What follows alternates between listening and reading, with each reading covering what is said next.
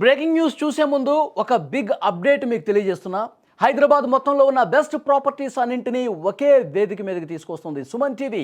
October 18, 19వ తేదీన HICC నోవాటెల్లో జరిగే సుమన్ టీవీ ప్రాపర్టీ ఎక్స్పోలో best flats, villas, open plots, Deepavali offers and డిస్కౌంట్స్తో అందుబాటులో ఉంటాయి. మీరు విజిట్ చేసి ప్రతి గంటకి ఒక గోల్డ్ కాయిన్ కూడా గెలుచుకునే అవకాశం ఉంది. ఫ్యామిలీతో రండి, మీ డ్రీమ్ ప్రాపర్టీని సొంతం చేసుకోండి. ఇక ఇప్పుడు అసలు బ్రేకింగ్ న్యూస్లోకి వెళ్తే గనక బ్రేకింగ్ న్యూస్ మీకు తెలియజేస్తున్నా. ఇటీవల కాలంలో ఆస్తి తగాదాలు బంధాలని తెంచేస్తూ ఉన్నాయి. కట్టుకున్న వాళ్ళని, కన్న వాళ్ళని, సొంత బంధువులను కూడా కడదేరుస్తున్నారు. భూమి విషయంలో మొన్నటి వరకు కోర్టుల చుట్టూ తిరిగినటువంటి కేసులు ఇప్పుడు ఏకంగా ప్రాణాలు తీసే వరకు వస్తున్నాయి. అన్నదమ్ముల మధ్య, బాబాయి అబ్బాయిల మధ్య, ఇంకా చెప్పాలంటే రక్త సంబంధీకుల మధ్య కూడా ఆస్తులే అడ్డుగోడలుగా మారుతున్నాయి. ఈ మధ్యకాలంలో ఇలాంటి దారుణాలు చాలా చోట్ల వెలుగులోకి వస్తున్నాయి. రంగారెడ్డి జిల్లా మొయినాబాద్ మున్సిపల్ పరిధిలోని సురంగల్ గ్రామంలో ఇలాంటి ఒక దారుణం జరిగింది. మొయినాబాద్ మున్సిపల్ పరిధిలోని సురంగల్ గ్రామంలో ఆస్తి తగాదాలు రక్తం పారేలా చేశాయి. గ్రామానికి చెందిన రామగళ్ళ ప్రసాద్ అనే వ్యక్తి తన సొంత బాబాయ్ అయిన శ్యాంపై కత్తితో దాడికి పాల్పడ్డాడు. కేవలం 250 గజాల ఫ్లాట్ విషయంలో వచ్చినటువంటి వివాదం ఈ దారుణానికి దారితీసింది. ఆస్తి పంపకాల గురించి ఇద్దరి మధ్య చాలా కాలంగా ఘర్షణలు జరుగుతూనే ఉన్నాయి, గొడవలు జరుగుతూనే ఉన్నాయి. ప్రసాద్ ఆగ్రహంతో కత్తి తీసుకుని శ్యామ్ మీద దాడికి వెళ్ళాడు. దారుణంగా దాడి చేశాడు. శ్యామ్ వీపు మీద, మెడపైన కత్తితో పొడవగా అడ్డుకునే క్రమంలో ఎడమ చేతిపై కూడా తీవ్రంగా దాడి చేశాడు. దాడి తీవ్రత ఎంత ఎక్కువగా ఉందంటే గాయాల్లో ఒకచోట లోతుగా తెగిపోవటం జరిగింది. ఎడమ చేతి మణికట్టు వద్ద ఏకంగా తెగిపోయినంత తీవ్రంగా గాయం కావడం చూస్తే ఎంత దారుణంగా ఈ హత్య జరిగిందనేది కూడా అర్థమవుతుంది. దాన్ని గమనించిన వెంటనే అప్రమత్తమయ్యారు. తీవ్ర గాయాల పాలైనటువంటి శ్యామ్ను హుటాహుటిన భాస్కర్ హాస్పిటల్కి తరలించారు. శ్యామ్ చికిత్స పొందుతూ చనిపోయాడు.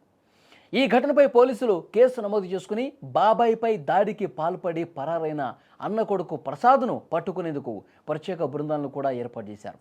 దాడి చేసి దారుణంగా చంపేసి కొన ఊపిరితో కొట్టుమిట్టాడుతున్నటువంటి క్రమంలో అప్పుడు వెంటనే అక్కడ స్థానికుల విషయాన్ని గమనించి ఆసుపత్రికి తీసుకెళ్లారు.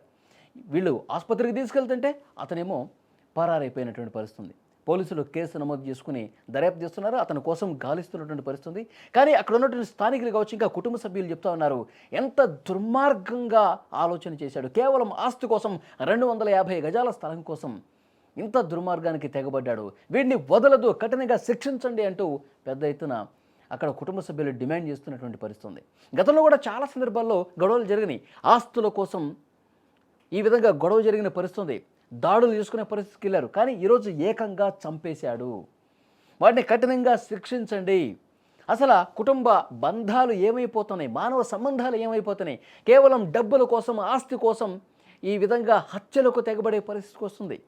గతంలో మానవ సంబంధాలు ఎంత గొప్పగా ఉండేవి, ఉమ్మడి కుటుంబాలు ఎంత గొప్పగా జీవించేవి. కానీ కనీసం అలాంటి స్పృహ లేకుండా సొంత బంధువుల్ని, బాబాయిల్ని చంపేస్తున్నటువంటి పరిస్థితి ఉంది. అంటే ఇప్పుడు బాబాయిని చంపేశాడు, పోలీసులు అతన్ని పట్టుకుంటారు, అరెస్ట్ చేస్తారు, జైలుకి వెళ్తాడు. అంటే అతని జీవితం ఎలాంటి పరిస్థితి ఉంటుంది, అతని భవిష్యత్తు ఏ విధంగా ఉంటుంది అతను ఆలోచించాడా? కేవలం క్షణికావేశంతోనే.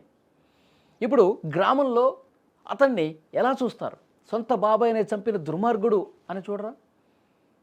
డబ్బుల కోసం, ఆస్తి కోసం ఈ మధ్యకాలంలో ఇలాంటి దుర్మార్గాలు చాలా జరుగుతున్నాయండి. 1 కాదు, 2 కాదు. ఉదయం లేస్తే ఇలాంటి దారుణమైనటువంటి హత్యలు చూస్తూ ఉన్నాం. కాబట్టి సమాజంలో మార్పు రావాలి. బంధాలు, ప్రేమలు, ఆప్యాయతలు, అనురాగాలు ఇవన్నీ కూడా మృగ్యమైపోతూ ఉన్నాయి.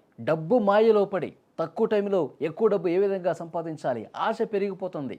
ఇతరుల ఆస్తుల మీద కన్నేసి ఈ విధంగా దుర్మార్గాలకు తెగబడుతున్నటువంటి పరిస్థితి. ఇలాంటి మనస్తత్వం కలిగిన వాళ్ళని ఎప్పుడైతే కఠినంగా శిక్షిస్తారో, ఎప్పుడైతే ఆశతో దుర్మార్గాలకు తెగబడే వాళ్ళకి ఇక జీవితం లేదు అని ఒక సంకేతం పంపించినట్టుగా కఠినమైనటువంటి చర్యలు ఉంటాయో అప్పుడే వాళ్ళు దారిలోకి వస్తారు. ఈ కేసులో అతన్ని వెతకటం కోసం 4 పోలీసు బృందాలు ఏర్పాటు చేశారు. మొత్తం చుట్టుపక్కల జిల్లాల్లో కూడా వెతుకుతున్నటువంటి పరిస్థితి. ఏ క్షణమైనా అతన్ని అరెస్ట్ చేస్తారు. కానీ కుటుంబ సభ్యులు ఒకటే చెప్తున్నారు, చాలా కఠినంగా శిక్షించాలి, వాడిని జైల్లో వేస్తే మళ్ళీ బయటికి రావద్దు అని కూడా డిమాండ్ చేస్తున్నటువంటి పరిస్థితి. కత్తి తీసుకొని వచ్చిండు. వచ్చి నీ కత్తితో ఏం మాట్లాడుతున్నావు, నువ్వు కత్తి పడేసినావు, కత్తి పడేసినాక ఏమైనా ఉంటే రేపు ఆదివారం రేపు మాట్లాడుకోండి, ఎందుకు కొట్లాడే అవసరం మీకు అని చెప్పి శ్యాముని బెదిరించిన వాన్ బెదిరించిన. శ్యాము వెనకకి మళ్ళీ వస్తుండు. వాడు వస్తూనే మెడల మీద కొట్టిండు, పోరాడు మెడల మీద కొట్టిండు. అయ్యి ఉరికొస్తూనే ఉండు, శ్యాము ఉరికొస్తూనే ఉండు. ఉరికొస్తుంటే ఏం చేసిండు, ఎండదల్లి కొడుతూనే ఉండు. ఇక ఎండదల్లి కొడుతూనే ఉండు. ఈ చేతి అడ్డం పెట్టిండు. చేతి అడ్డం పెడితే దీన్ని పడ్డది. పడంగానే పడ్డది.